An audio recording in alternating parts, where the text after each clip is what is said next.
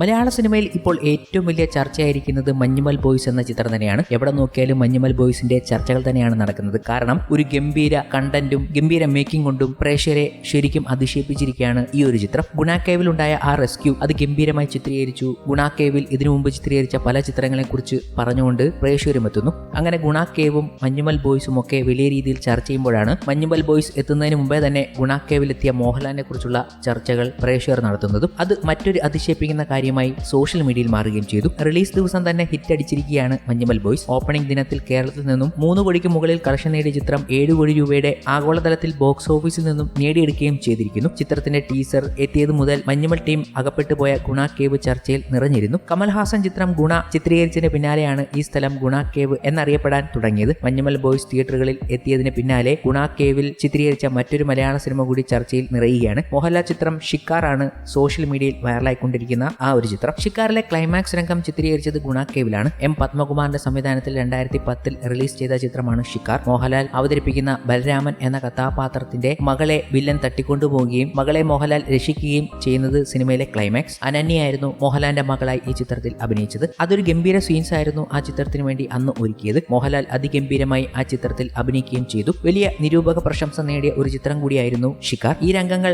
ഗുണ കേവിലാണ് ചിത്രീകരിച്ചത്. ത്യാഗരാജൻ മാസ്റ്ററാണ് സിനിമയുടെ സ്റ്റണ്ട് കൊറിയോഗ്രഫി ചെയ്തത്. ഈ ക്ലൈമാക്സ് രംഗങ്ങൾ വീണ്ടും വൈറലാകുകയാണ് ഈ അവസരത്തിൽ. റീലുകളിലും പോസ്റ്റുകളിലും ഈ രംഗം നിറയുന്നുണ്ട്. അതേസമയം ഗുണ സിനിമ ഇറങ്ങിയതിന് പിന്നാലെ ശ്രദ്ധ നേടിയ ഗുണ കേവിലേക്ക് സഞ്ചാരികൾ ഒഴുകിയെത്തിയിരുന്നു. 13ഓളം പേർ ഈ ഗുഹയിൽ അഗാധ ഭാഗത്തേക്ക് വീണ് മരണമടഞ്ഞിട്ടുണ്ട്. ഡബിൾസ് കിച്ചൺ അഥവാ പിശാചിന്റെ അടുക്കള എന്നാണ് ഈ ഗുഹ അറിയപ്പെടുന്നത്.